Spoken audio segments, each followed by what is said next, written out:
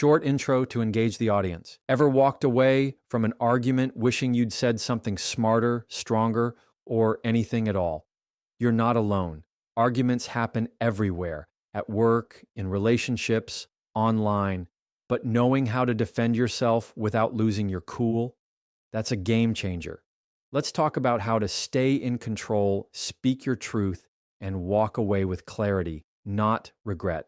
When you're in the middle of an argument, one of the hardest things to do is stay calm.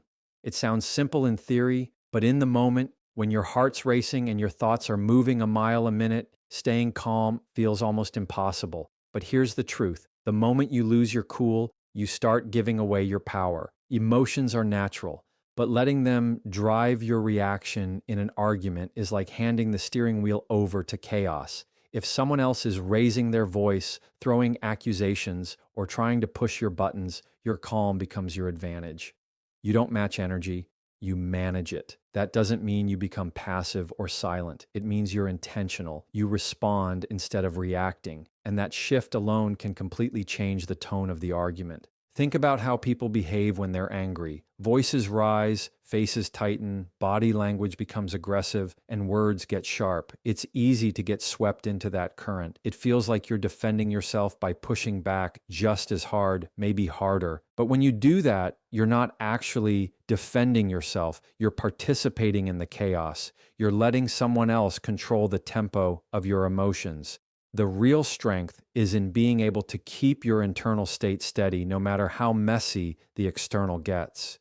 You do that by staying aware of what's happening in your body. The breath quickens, the muscles tense. Those are signals. And when you catch those signals, you can do something with them. You can slow your breathing, relax your shoulders, take a pause before speaking. That pause isn't weakness, it's power, it's control. It's the space where thoughtful responses are born. In an argument, the person who maintains composure has a kind of quiet authority. People notice it, even if they don't say it out loud. You become unshakable, and that changes the dynamic fast. The other person might still be yelling, but when they see that you're not biting, not getting pulled into the storm, it disarms them. It shifts the energy. You're not giving them what they expect, and that forces them to adjust. That shift might not end the argument, but it changes the ground you're standing on. And once you've got solid ground, you can speak more clearly, more firmly, and without regret. It's also about self-respect. Staying calm doesn't just protect the conversation, it protects your dignity. When we blow up, when we say things we don't mean, or when we walk away fuming and full of regret, we feel it later. That replay starts in our minds, that voice that says, I shouldn't have said that, or why did I let them get to me? But when you stay calm, you walk away with your head high. You walk away knowing you held the line.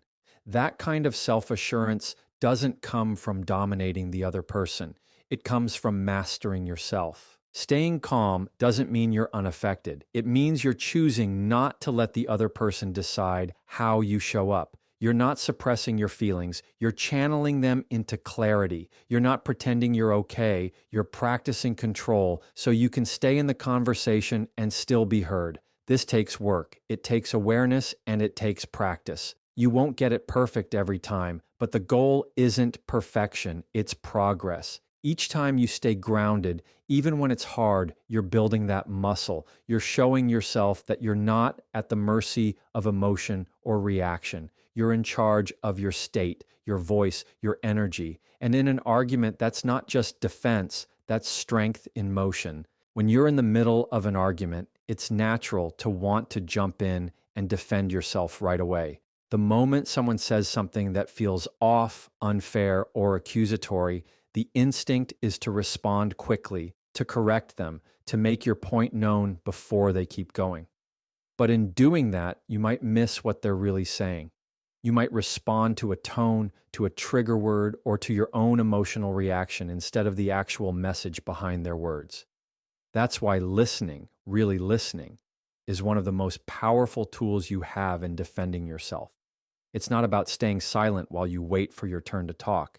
It's about actively paying attention, taking in not just what's being said, but how and why it's being said. Because if you don't understand their point, how can you possibly make yours? Listening in an argument isn't passive. It's a form of strategic awareness. It gives you clarity, and clarity gives you direction. People reveal a lot when they speak, what they're feeling, what they're assuming, what they're afraid of. But you only catch that if you're tuned in. Most people aren't. Most people are just waiting for the other person to take a breath so they can jump in. But when you slow down and listen, you gather information. You hear the gaps in their reasoning. You hear where their emotion is outweighing their logic. You hear what they care about, what they're trying to protect.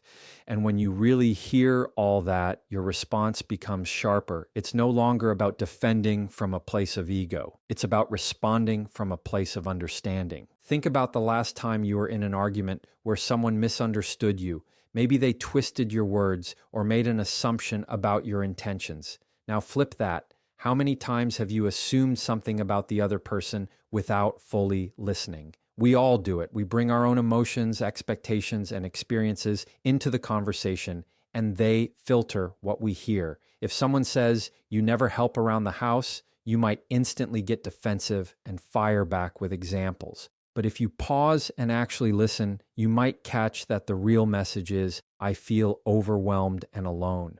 That's a totally different conversation. But you only get there by listening with curiosity, not with your guard up. Another reason listening is so powerful is because it creates space. Space for the other person to feel heard, space for tension to settle, and space for you to gather your thoughts. When people feel like you're really hearing them, they don't feel like they have to yell to get through to you. That can cool down even the hottest argument. And in that calmer space, you're more likely to find solutions instead of just trading blame. Even if the other person doesn't calm down, you still benefit. You're giving yourself time to think. You're not blurting out something you'll regret. You're not scrambling to defend yourself based on a misunderstanding. You're choosing your words from a place of awareness instead of emotion. Listening also helps you spot what matters and what doesn't. Not everything said in an argument needs a comeback. Some things are just noise, words spoken out of frustration or misdirected emotion. When you're truly listening, you can filter that out. You stop wasting energy on irrelevant jabs and start focusing on the core of the issue. That focus gives you precision. Instead of reacting to everything, you respond to what actually needs your attention. That's how you keep the conversation productive. That's how you defend yourself with confidence and direction. In the middle of an argument, the easiest thing to do is raise your voice. It feels like volume equals power, like the louder you get, the more they'll hear you or take you seriously. But here's the reality. Volume doesn't create impact, clarity does. The person who talks the loudest isn't always the one being heard. In fact, when voices rise, messages usually get lost. The other person stops listening to what you're saying and starts reacting to how you're saying it. That turns the conversation into a noise contest instead of a meaningful exchange. If you're trying to defend yourself, the last thing you want is for your words to be drowned in tone. So instead of ramping up the volume, focus on sharpening your message. Be direct, be clear, and be intentional. When emotions are high, it's easy to ramble. You throw out every example, every past situation, every feeling you've been bottling up. But that overload muddies your point. Suddenly, you're bringing 5 topics into one conversation and nothing feels grounded. The other person might pick up on a detail you didn't mean to highlight and take the whole conversation off course. That's where clarity saves you. Defending yourself isn't about saying the most. It's about saying what matters most. When you choose your words carefully, you show confidence. You're not just reacting, you're leading the conversation. You're guiding it instead of being pulled around by it. Being clear also means being honest, not just about what you think, but about how you feel and what you need. People respect direct communication, even if they don't agree with it. It cuts through confusion. If someone accuses you of something you didn't do, don't respond with sarcasm or a loud denial. Say exactly what happened. Be firm. Be factual. That kind of clarity makes it hard for someone to twist your words or misrepresent you. It also keeps you centered. When you know your truth, you don't need to shout it. You just need to state it. It also helps to slow your pace. When you talk too fast in an argument, it's usually because you're emotional or you're trying to get all your points out before you're interrupted. But fast talk often leads to fumbled points, mixed messages, and more interruptions. When you slow down, your words carry weight. People lean in when you're deliberate. They notice that you're not reacting out of panic, but speaking from control. That tone shifts the whole energy of the conversation. It says, I know what I'm talking about. I'm not trying to overpower you. I'm trying to be understood. That's a powerful stance. And then there's body language. Even if your words are calm and clear, your body can say something different. If you're pointing fingers, pacing, clenching your fists, or rolling your eyes, your message gets diluted. Defending yourself effectively means aligning your tone, your words, and your body. Everything about how you show up needs to support your message. That's where clarity becomes a full presence. You're not just talking, you're communicating. You're showing the other person with everything you've got that you're serious, grounded, and in control of your narrative. Another benefit of using clarity over volume is that it keeps the door open. Loud arguments tend to end in shutdowns. Someone storms off, someone gets quiet, someone says something they can't take back. But clear communication gives space for resolution. It doesn't guarantee agreement, but it creates mutual understanding. And in a heated moment, that's progress. You defend yourself best when your message is so clear that there's no room for confusion, no need for yelling, and no chance of being misunderstood.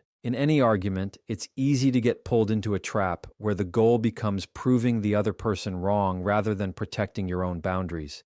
You start off trying to explain yourself, but somewhere along the way, it turns into a contest. Who can talk longer, argue harder, or hit back faster? But real defense isn't about out-arguing the other person. It's about knowing what you will and won't accept. Setting boundaries is how you protect your peace without needing to win every point. It's how you say, I'm willing to have this conversation, but not at the expense of my self-respect. When you set boundaries, you're not building walls to shut people out. You're building a frame around the discussion so it doesn't spiral out of control. You're creating limits that say, this is where I draw the line, not out of anger, but out of clarity. Boundaries are what keep arguments from becoming personal attacks. When you don't have them, the other person can pull you into topics that have nothing to do with the issue at hand.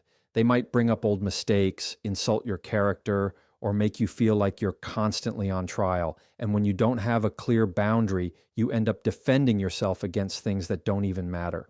You find yourself justifying your past, your choices, or your intentions to someone who isn't trying to understand them. They're just trying to win. That's why it's important to know in advance what kind of behavior you won't tolerate.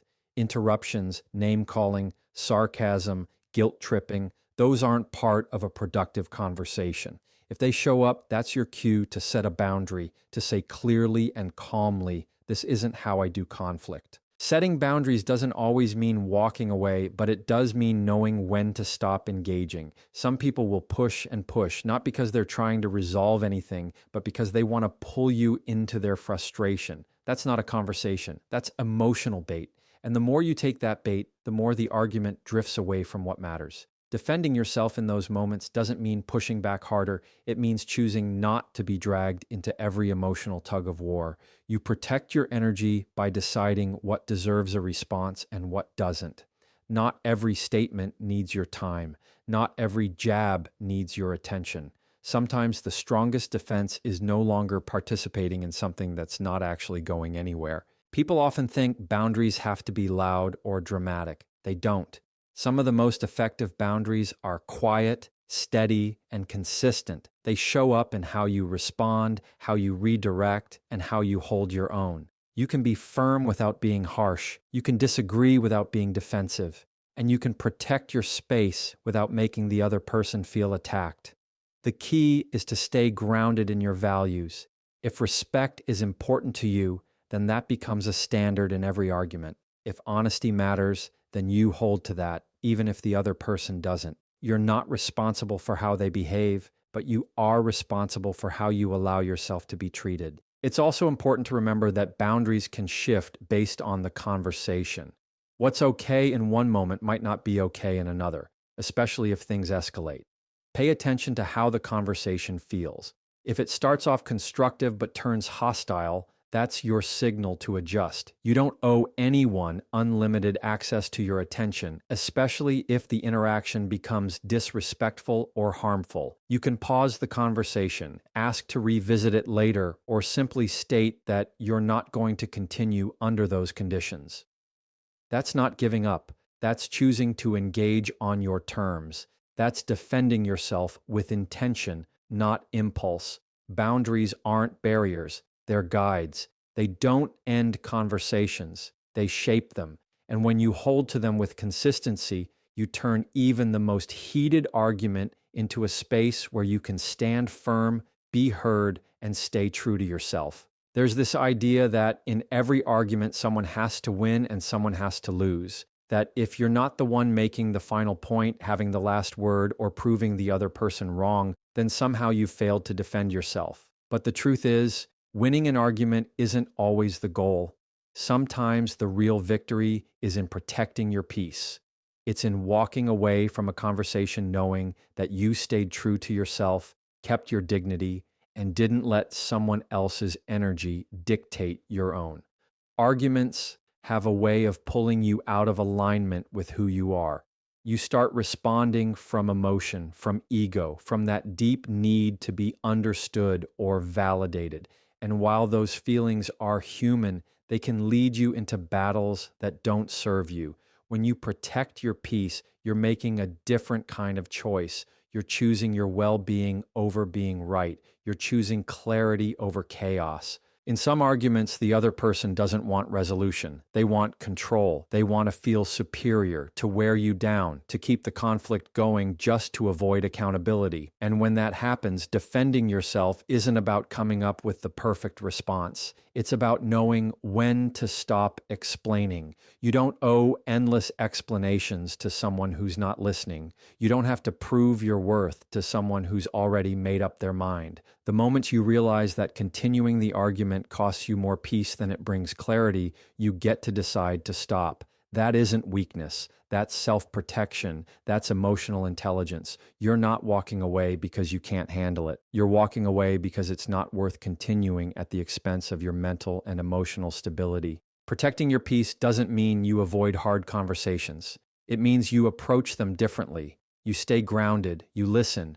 You speak up when necessary, but you don't let yourself get pulled into the storm. When things start to spiral, when voices get louder, words get sharper, emotions get heavier, you stay centered. You focus on what matters. You remember that you don't need chaos to prove your strength. You don't need to match the other person's energy to prove your point. Sometimes the strongest move is staying calm, staying clear, and knowing when enough is enough. It also means you don't carry the argument with you afterward. So many people walk away from a disagreement and replay it over and over in their minds. They think about what they could have said, what they wish they had done differently, how unfair it was. That mental loop drains your peace long after the argument is over. When you protect your peace, you set a boundary not just during the argument, but after it too. You give yourself permission to let go. You remind yourself that you said what needed to be said, or that you chose not to say more for a reason. You release the need to fix or finish something that the other person may not even be ready to resolve. That's a form of strength that isn't always loud or visible, but it's powerful. Peace also shows up in how you treat yourself after the conflict. Do you shame yourself for not saying the perfect thing? Do you question your worth based on how the conversation went? Or do you check in with yourself, acknowledge how hard it was, and give yourself credit for showing up the best way you could? Protecting your peace means having your own back. It means not beating yourself up for being human. It means honoring the effort you put into holding steady when everything around you felt tense. Because in the end, it's not just about the words spoken, it's about the energy you choose to carry with you after. Peace isn't something that's handed to you. It's something you create, protect, and defend in every decision you make, especially in the middle of conflict.